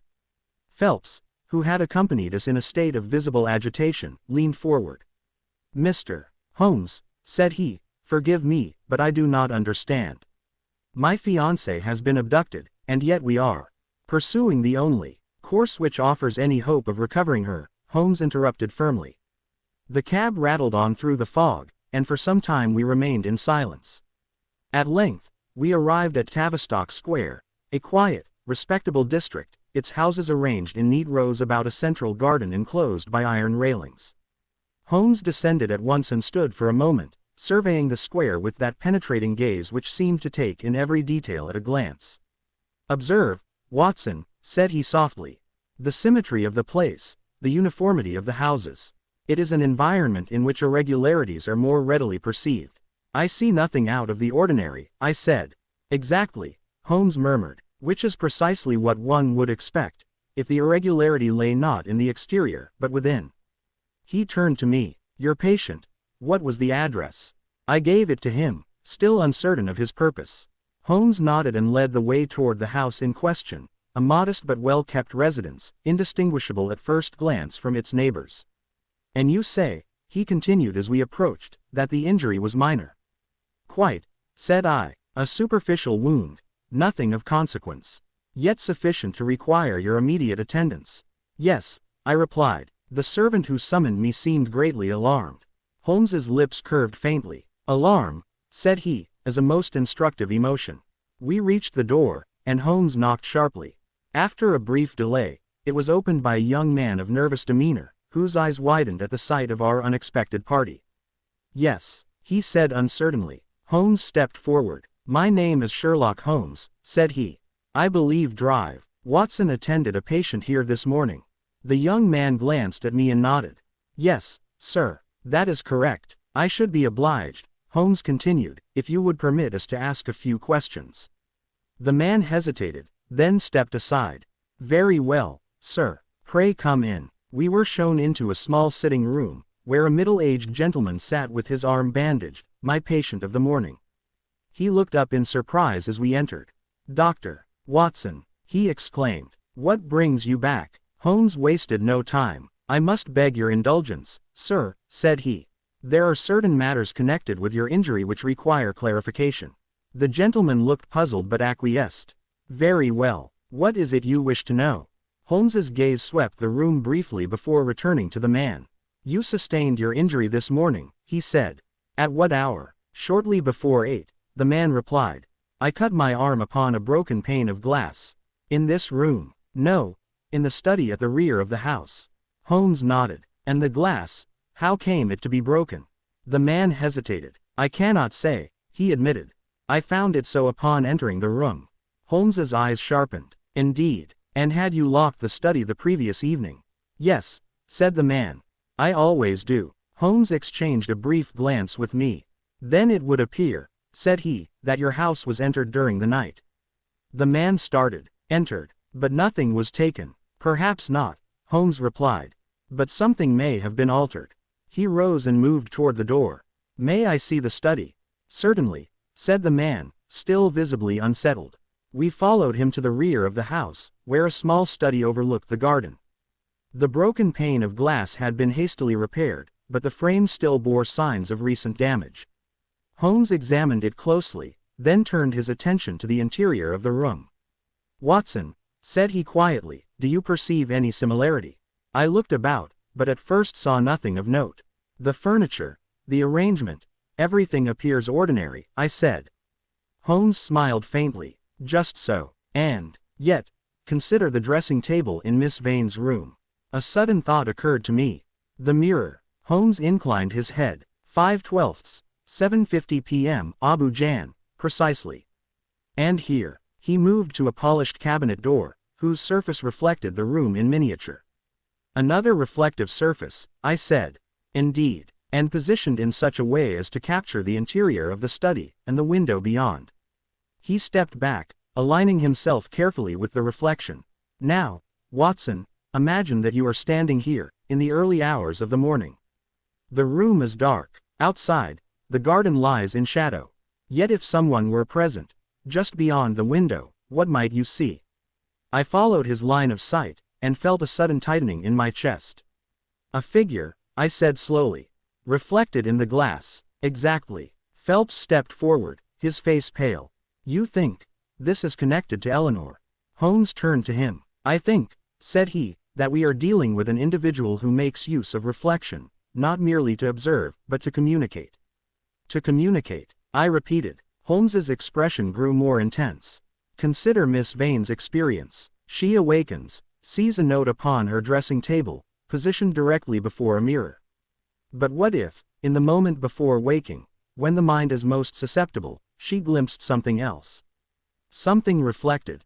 Something that impressed itself upon her subconscious. The figure in her dream, I said. Holmes nodded. The man beneath the lamp, the voice, the knife. Not a dream, Watson, but a memory, fragmentary, distorted, yet rooted in reality. A silence fell upon the room as the implications of this revelation settled upon us. Then she saw her attacker, I said. Or believed that she did, Holmes replied. Which, for our purposes, amounts to the same thing. He turned once more to the window. And now, we must ask ourselves, who would possess the knowledge, the patience, and the ingenuity to construct such a method? Phelps's voice was strained. And the motive? Holmes's gaze hardened. That, said he, is what we are about to discover. He moved toward the door, his manner once more brisk and decisive. Come, Watson, there is no time to lose. Where are we going now? I asked. Holmes paused and looked back at us both.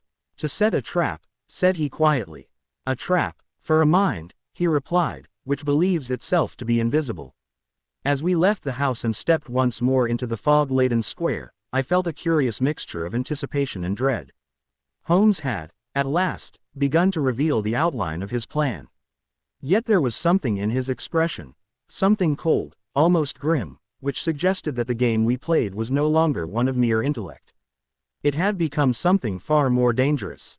It has ever been my observation that when Sherlock Holmes resolved upon a course of action, he did so with a swiftness and precision which left little room for doubt or hesitation. Yet there were occasions, rare, but unmistakable, when his plans assumed a deeper, more intricate character, requiring not only logic but a degree of psychological insight so refined that I could scarcely follow its contours. Such was the case on the night in question. We had scarcely quitted Tavistock Square when Holmes altered our course once more, directing the cabman not toward Baker Street, as I had expected, but toward a less frequented quarter lying between Bloomsbury and Holborn, a region of narrow streets and older houses, where the press of modern life seemed to give way to a more shadowed and antiquated London. Holmes, said I, as the cab rattled through the dimly lit thoroughfare, you spoke of a trap. Might I inquire as to its nature?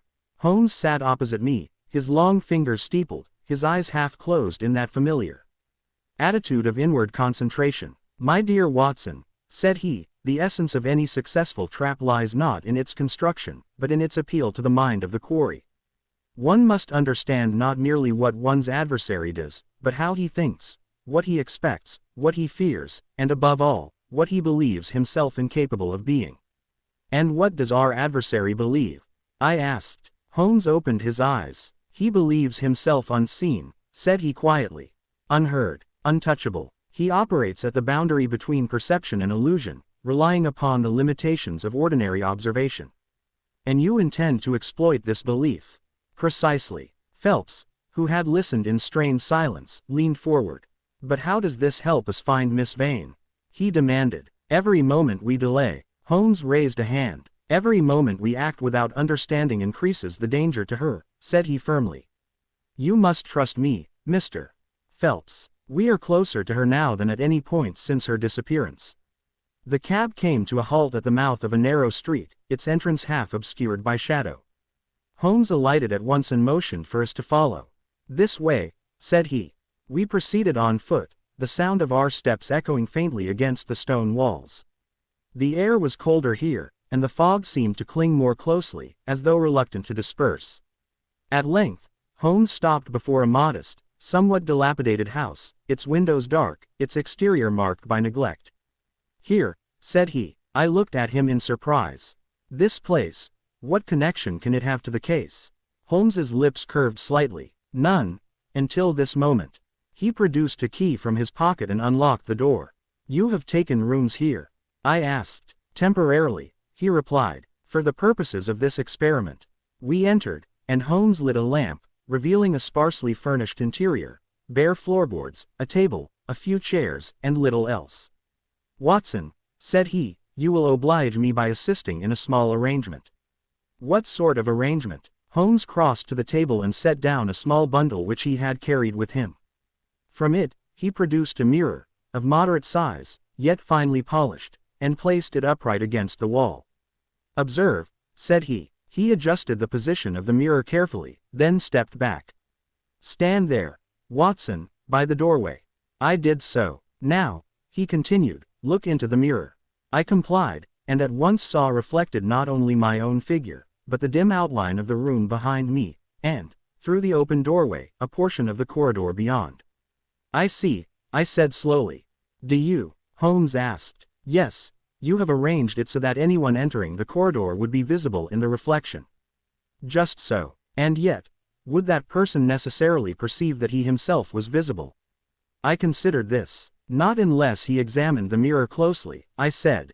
Holmes inclined his head. Precisely. The illusion of invisibility is maintained, until it is no longer true. Phelps, who had been watching with growing impatience, stepped forward. I still do not understand, he said. What has this to do with Eleanor? Holmes turned to him. Everything, said he. He reached into his pocket and withdrew a folded paper. This, he continued, is a message which I propose to send. To whom? I asked. To our adversary. I felt a sudden stir of excitement. You know who he is.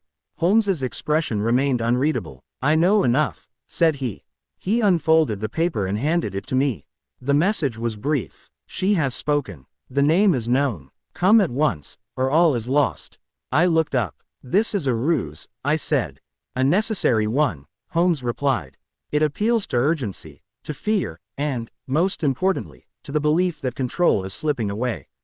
And you are certain he will come? Holmes's eyes gleamed. I am certain that he cannot afford not to. Phelps seized Holmes's arm. And when he does, what then? Holmes gently disengaged himself. Then, Mr. Phelps, we shall observe him, as he has observed others. He turned to me. Watson, I shall require your assistance in another matter.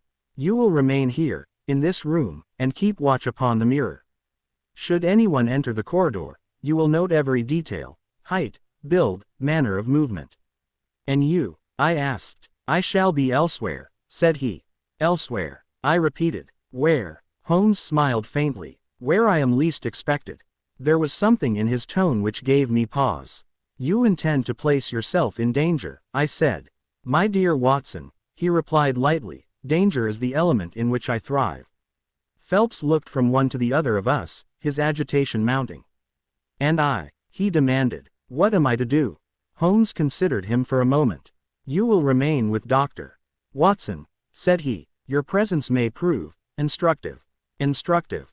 Phelps echoed. Holmes did not elaborate. Instead, he moved toward the door. I shall return within the hour, he said.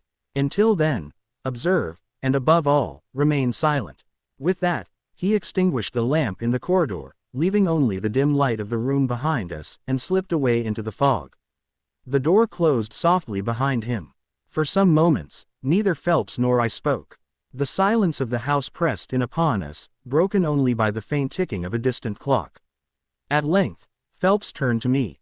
"Dr. Watson," said he, his voice low and strained, "do you trust him?" I met his gaze. "With my life," I said simply. He gave a short, uneasy laugh. I wish I could say the same. We took our positions as Holmes had directed, Phelps near the wall, I before the mirror. The reflection showed the corridor beyond, dim and shadowed, its far end lost in darkness. Minutes passed, then more. The tension grew with each passing second, until even the smallest sound seemed magnified beyond reason. At last, just as I had begun to doubt whether anyone would come at all, I saw it. A movement, faint, almost imperceptible, but unmistakable. A shadow, passing across the far end of the corridor. My heart leapt. "Phelps," I whispered, "there is someone." He stepped closer, his breath quickening. In the mirror, the figure resolved itself slowly. A man, tall and slender, moving with a curious deliberation, as though each step were calculated to produce the least possible sound. His face was obscured by shadow. Yet there was something in his posture, something in the angle of his head, which struck me with a sudden, inexplicable sense of recognition. "Do you see him?" I murmured. Phelps nodded, his eyes wide. "Yes," he breathed. "But who?" The figure paused. For a moment, he stood perfectly still, his gaze, it seemed, directed not toward the room, but toward the mirror itself. Then, slowly, very slowly, he stepped forward. And as he did, the light shifted just enough to reveal a single, startling detail. His hand. In it, gleaming faintly in the dim light, was a knife. A chill ran through me. Holmes was right, I whispered. It is the man from her dream. The figure moved closer still, his reflection growing clearer with each step. And then, quite suddenly, he stopped. His head tilted slightly, as though listening. For a brief, terrible instant, I had the impression that he knew. That he was aware of our presence, that he had seen through the illusion. "Watson," Phelps began, but before he could finish, the figure vanished. Not turned, not retreated. Vanished. The corridor stood empty once more. I stared at the mirror, scarcely daring to breathe. What happened?" Phelps whispered. "I do not know," I said. But even as I spoke, I felt a growing certainty that something had gone terribly wrong. And that Holmes, wherever he was, had anticipated it.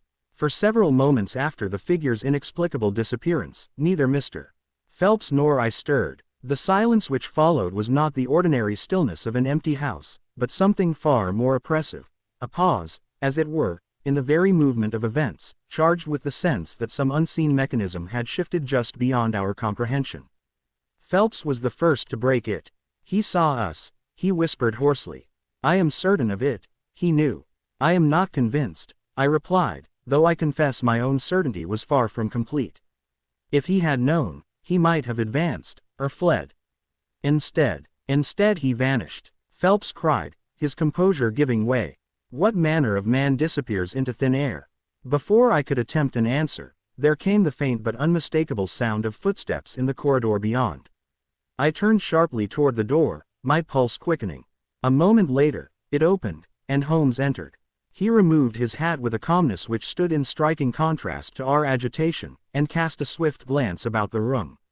"Well, Watson," said he, "you have observed something." "Something," I exclaimed. "Holmes, a man was here, a tall fellow, he carried a knife, he came down the corridor and then vanished."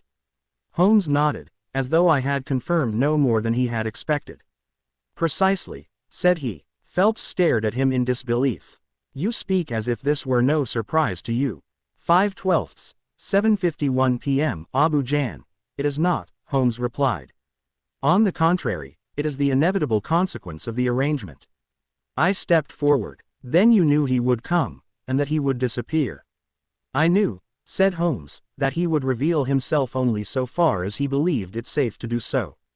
And the knife? I demanded. Miss Vane's dream was no dream, Holmes said quietly, but a memory, fragmentary, as we have already surmised. He moved to the mirror and adjusted it slightly, then turned back to us. You observed the manner of his movement? He asked. Yes, I said. It was deliberate, almost cautious. And his height? Tall. Above average. His build? Slender. Holmes inclined his head. Excellent. And his left hand? I hesitated. I cannot say that I noticed anything unusual. Holmes's eyes sharpened. Ah, said he softly. Then you did not observe the most important detail. What detail? Phelps demanded. Holmes stepped closer to the mirror, his finger tracing an invisible line along its surface. The knife, said he. In which hand did he carry it? In his right, I said at once. I am certain of it. Holmes smiled faintly. Are you? I felt a flicker of doubt. Yes, at least, I believe so. Holmes shook his head. No, Watson, he carried it in his left. But I saw. You saw his reflection, Holmes interrupted gently. Which is to say, you saw the reverse of reality. I stared at him. Good heavens, I murmured. Then the man is left-handed. Precisely. Phelps gave a gesture of impatience. What does that signify? Surely there are many left-handed men in London. Holmes turned to him. Fewer than you might suppose, said he. And fewer still who possess the particular combination of traits we have observed tonight. He moved away from the mirror and began to pace slowly across the room. Let us review the facts, he continued. Our adversary is a man of intelligence and patience. He employs methods which rely upon reflection and misdirection. He is capable of entering a locked room without leaving obvious traces, and of influencing the perceptions of his victim without waking her. You make him sound like a magician, Phelps muttered. Holmes's lips curved slightly. A conjurer, perhaps, but one whose tricks are grounded in reason. He paused, then added. And tonight, he has made a mistake. A mistake, I echoed. Yes, he has revealed not only his presence, but a portion of his method, and, more importantly, a fragment of his identity. Phelps leaned forward eagerly. You know who he is. Holmes did not answer directly. I know where to find him, said he. A thrill ran through me. Then Miss Vane is alive, Holmes replied firmly. Of that I am now convinced. Phelps sank back into his chair, overcome with relief. Thank God, he murmured. But she is not yet safe, Holmes continued. And until we secure her, we must proceed with the utmost care. I stepped closer. What is your plan? Holmes turned to me, his expression grave. We shall confront him. Tonight, I asked. Tonight, said he. Phelps sprang to his feet. Then I am coming with you. Holmes regarded him steadily. I would advise against it, said he. Your presence may complicate matters. Complicate them, Phelps cried. It is my fiancée's life at stake. Holmes's voice hardened slightly, and it is precisely for that reason that I must insist upon control. This is no ordinary criminal, Mr. Phelps. He anticipates, he observes, and he adapts. Any deviation from the plan may prove disastrous. Phelps hesitated, his hands clenched at his sides. Then what would you have me do? He said at last. Holmes's tone softened. You will remain here, he said. Dr. Watson will accompany me. I started. I said. Holmes nodded. I shall require your assistance, Watson, and your discretion. I inclined my head. You may rely upon both. Holmes allowed himself a brief smile. I always do. He moved toward the door, then paused and turned back. One final point, said he. What you witnessed tonight, the apparent disappearance, must not mislead you. There is no vanishing, no supernatural agency at work. Only a method. Clever, but entirely human. And that method? I asked. Holmes's eyes gleamed. You shall see it soon enough. We quitted the house once more, leaving Phelps behind, his anxious gaze following us as we stepped into the fog. The night had deepened, and the streets were nearly deserted. Holmes walked swiftly, his direction clear, his purpose unmistakable. Holmes, said I, as I hurried to keep pace with him, you have not yet told me where we are going. No, he replied, but you may deduce it. From what? From the facts at our disposal. I considered them as we walked. The reflections, the intrusions, the left-handed man, the hidden passage. And then, quite suddenly, the answer presented itself. The houses, I said. Those overlooking Miss Vane's room, the angle of reflection. Holmes glanced at me with approval. Excellent, Watson. We are returning to Bloomsbury, I said. Not to Miss Vane's house, he corrected. But to the one opposite. A chill ran through me. The partially drawn curtain, I murmured. You noticed it earlier. Holmes nodded. Our adversary has been observing from a position of advantage, one which affords him both concealment and access to reflection. And Miss Vane is very likely within reach of that same vantage point, Holmes said quietly. We turned the corner into the street where Miss Vane resided. The fog lay thick upon it, muffling sound and obscuring detail. Yet through its shifting veil, I could make out the faint outline of the house opposite, the one Holmes had observed upon our first visit. A single window showed a dim light behind its curtain. Holmes slowed his pace. There, said he softly. We approached with caution, our footsteps silent upon the damp pavement. Watson, Holmes whispered, you will remain at my side and do exactly as I instruct. We have but one opportunity to resolve this matter, and we must not fail. I nodded. Understood. Holmes reached the door and placed his hand upon it. For a brief moment, he remained still, listening. Then, with a swift and silent motion, he opened it. And together, we stepped inside. If I have dwelt at length upon the outward circumstances of this singular case, it is because the inward workings, the motive, the method, and the mind which conceived them, are of so subtle and extraordinary a nature that they resist any simple narration. Even now, as I endeavor to set them down with the clarity they deserve, I am conscious of the inadequacy of language to fully capture the strange fusion of intellect and obsession which lay at their core. The house into which we had entered was silent, so profoundly silent that the faint creak of the door as Holmes closed it behind us seemed to echo unnaturally through the darkness. The air within was stale, tinged with a faint chemical odor which I recognized at once, though I could not immediately place its source. Holmes stood motionless for a moment, his head slightly inclined, as though listening for some distant sound beyond the range of ordinary hearing.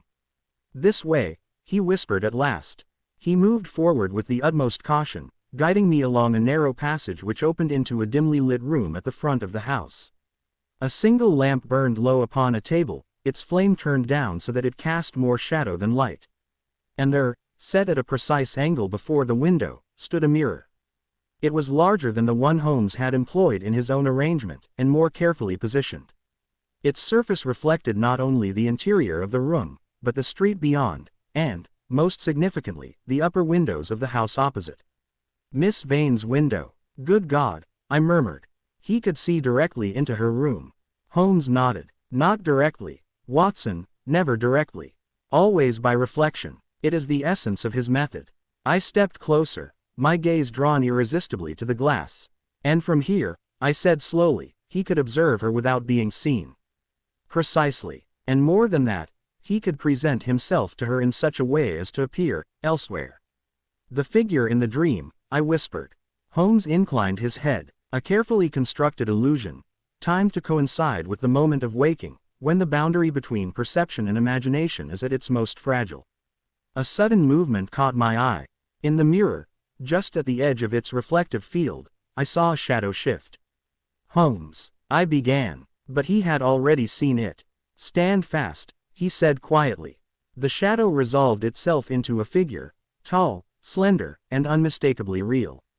He stepped forward from the darkness at the far end of the room, his features still partially obscured, though I could now discern the pale outline of his face. So, said a voice, calm, measured, and possessed of a curious, almost academic quality, you have found your way here at last. Holmes did not turn. Your arrangement is admirable, he said. Though not, I fear, entirely without flaw. The man gave a faint laugh. Flaw, you astonish me, Mr. Holmes. I had thought my design elegant. Elegant, yes, Holmes replied. But not infallible. The figure stepped fully into the light. He was a man of perhaps 40 years, with sharp, refined features and eyes of a cold, penetrating gray. His dress was neat, almost scholarly, and his bearing that of one accustomed to intellectual pursuits rather than physical exertion. 5/12, 7:51 p.m. Abu Jan. In his left hand, held loosely at his side, was the knife. Dr. Edmund Halden, Holmes said quietly. The man inclined his head slightly. You do me a disservice, Mr. Holmes, he said. I had hoped to remain unrecognized a little longer. I felt a sudden jolt of recollection. Holden, I said, the neurologist. You have published papers on perception. Holden finished smoothly. Yes, drive, Watson. I am gratified to find my work remembered. Holmes turned now to face him. Your work has taken a most practical turn, he observed. Holden's lips curved into a faint smile. Practice is the true test of theory, Mr. Holmes. And I have long been interested in the limits of human perception, what we see, what we believe we see, and how easily the two may be made to diverge. And Miss Vane, I demanded, was she merely a subject for your experiments? Holden's expression did not change, but there was a flicker, something like irritation, in his eyes. She was suitable, he said. Her disposition, her environment, her habits, all lent themselves admirably to observation. And manipulation, Holmes added. Holden inclined his head. If you prefer. A surge of anger rose within me. You subjected her to terror, invaded her room, drugged her. Chloroform. Yes, Holden said calmly. A regrettable necessity. The mind, drive, Watson, is most receptive when freed from the distractions of consciousness. Holmes's voice cut in, sharp and cold. Where is she? For the first time, Holden hesitated. Safe, he said at last. For the moment. That is insufficient, Holmes replied. You will take us to her. Holden regarded him steadily. You are in no position to make demands, Mr. Holmes. Holmes's eyes narrowed slightly. On the contrary, said he, I am in a position to expose you. A faint smile returned to Holden's lips. Expose me? To whom? The police. And what would you tell them? That I have constructed a series of mirrors and induced a young lady to dream of a man with a knife. You underestimate the weight of evidence, Holmes said quietly. The intrusion, the chloroform, the hidden passage, and the glove, Holden interjected, left so conveniently for you to find. Holmes inclined his head, a deliberate misdirection, ingenious, but ultimately unnecessary. Holden's eyes flickered. Unnecessary. Yes, said Holmes, because you could not resist observing the result. A silence fell. Holden's gaze sharpened. You refer to tonight. I do, Holmes replied. You came to the house. You approached the mirror, and in doing so, you revealed yourself. Holden's lips tightened slightly. A calculated risk, he said. A mistake, Holmes corrected.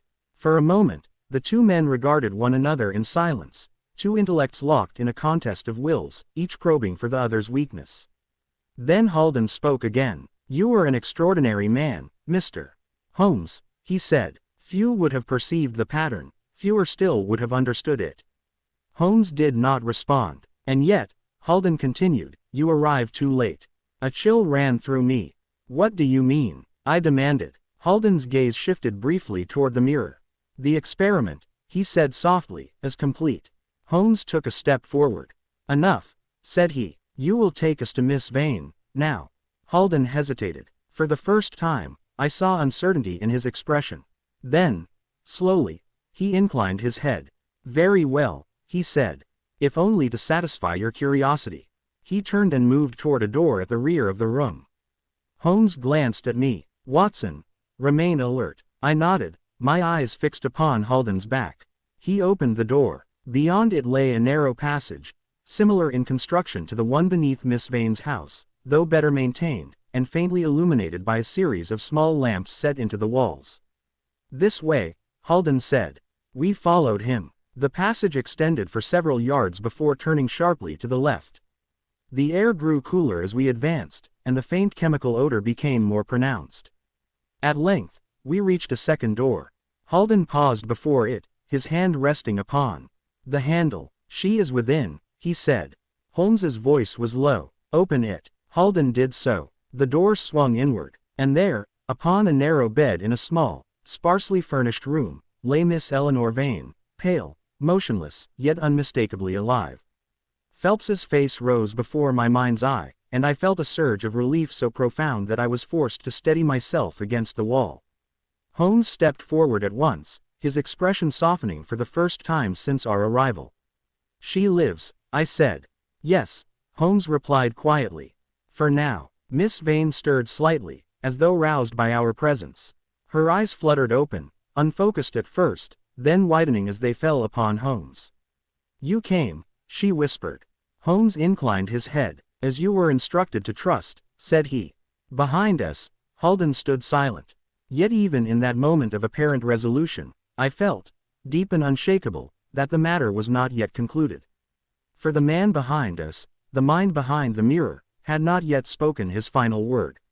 It is one thing to uncover the mechanism of a crime, and quite another to fully comprehend the mind that conceived it. In many of our past adventures, Holmes had been content to reveal the method and deliver the culprit to justice. Yet in this case, I perceived, both then and in later reflection, that he was driven by something deeper, a need not merely to solve, but to understand. Miss Eleanor Vane lay weak but conscious upon the narrow bed, her breathing shallow, her eyes moving uncertainly between Holmes and myself. I hastened to her side, taking her pulse and examining her condition with such care as the circumstances allowed. "She has been repeatedly administered chloroform," I said in a low voice. "There is no immediate danger, but she must be removed from this place at once." Holmes nodded. "She shall be," said he. He turned then to Dr. Edmund Holden, who stood near the doorway, his posture composed, though I detected beneath it a subtle tension, as of a man who knows that the culmination of his design has arrived. "You have heard," said Holmes. "Her condition requires immediate attention. You will accompany us to the authorities." Holden gave a faint smile. "To the authorities," he repeated. "And what, precisely, will you tell them?" Holmes's gaze did not waver. "The truth." Holden's eyes gleamed. "Ah," said he softly. "But which truth, Mr. Holmes? The one that can be proven, or the one that can only be inferred?" I felt a surge of indignation. "You have abducted this woman," I said sharply. "You have drugged her, terrified her, subjected her to your experiments. Do you imagine that the law will overlook such actions?" Holden regarded me with a curious calm. "The law, Watson, concerns itself with facts, observable, demonstrable facts. You will find that mine are elusive." Holmes raised a hand slightly, forestalling my reply. "Your confidence is misplaced," said he. "You rely upon subtlety, upon the absence of direct evidence. But you have overlooked one essential element." "And that is?" Holden asked. "Your own vanity." For the first time, Holden's composure faltered. "Vanity," he repeated. "Yes," Holmes continued. "You could not resist perfecting your method, extending it beyond mere observation into demonstration. You wished not only to study perception, but to control it, to impose your own design upon another mind." Holden's eyes narrowed. "And if I did, then you left traces," Holmes replied. "Small, perhaps, but sufficient.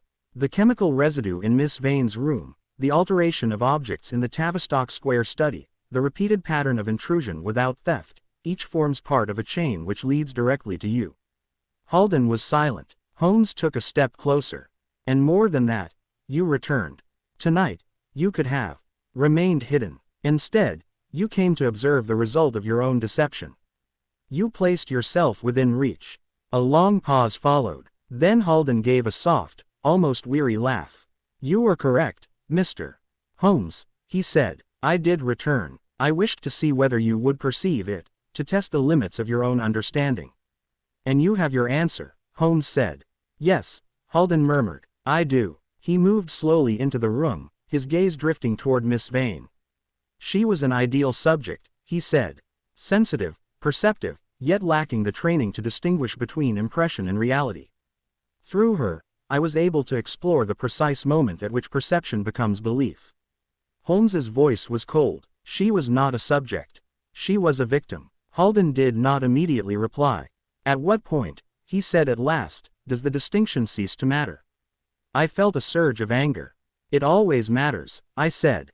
Holden turned to me. "Does it? Consider, Watson, how much of what we accept as reality is nothing more than interpretation. A reflection mistaken for substance, a shadow mistaken for form." Holmes interrupted him sharply. "Philosophy will not serve you here, Holden. Your actions have crossed from theory into crime." Holden's gaze returned to Holmes. "And yet," he said quietly, "you understood them. You saw the pattern. In that, we are not so different." Holmes's expression hardened. "You were mistaken," said he. I observe in order to reveal truth, not to distort it. For a moment, the two men stood facing one another in silence. Then Holden inclined his head slightly. Perhaps, he said, or perhaps the difference lies only in intent. He reached slowly into his pocket. I tensed at once, my eyes drawn instinctively to the knife still held in his left hand.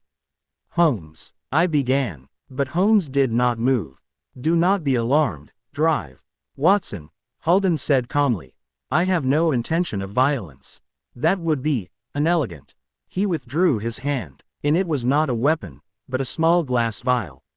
What is that? I demanded. Holden looked at it briefly. The final element, he said. Holmes's voice sharpened. You will put that down. Holden smiled faintly. On the contrary, Mr. Holmes, I believe I shall conclude my experiment. Before either of us could intervene, he raised the vial to his lips and drank. Stop him, I cried, rushing forward. But it was too late. The vial fell from his hand and shattered upon the floor. Holden swayed slightly, then steadied himself against the wall. What have you done? I demanded. He looked at me with a strange, distant expression. Completed the observation, he said. His voice had grown weaker. The mind, at the threshold, perception dissolving. Holmes stepped forward, his face set in grim lines. You have chosen your escape, said he. Holden gave a faint smile. Escape, he murmured. No, Mr. Holmes. Only, transition. His words trailed off. A moment later, he collapsed. I knelt beside him at once, examining him with professional urgency. But even as I did so, I knew that my efforts would be in vain. He is gone, I said quietly. A heavy silence filled the room. Holmes stood motionless, his gaze fixed upon the fallen man. At the last, he said softly, he chose to remain consistent with his theory. I rose slowly. And Miss Vane, I said. Holmes turned to her. She will recover, he said. In time. We lost no further time in removing her from that place. With Holmes's assistance, I carried her from the chamber and through the passage, emerging at last into the cold night air.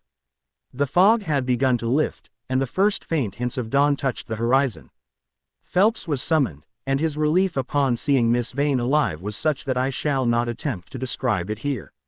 Suffice it to say that his gratitude toward Holmes was both profound and heartfelt. As for the authorities, Holmes communicated to them such facts as were necessary, though I observed that he omitted certain details, particularly those relating to the more subtle aspects of Holden's methods.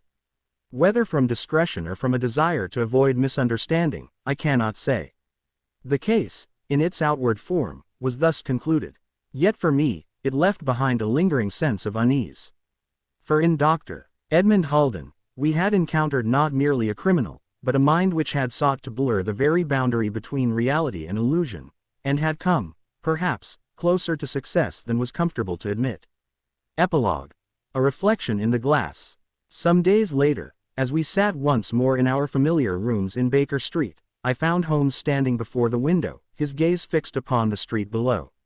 You were thinking of the case, I said. He did not turn. Yes, Watson, he replied. It presents certain, interesting implications. In what respect? Holmes was silent for a moment. Perception, he said at last.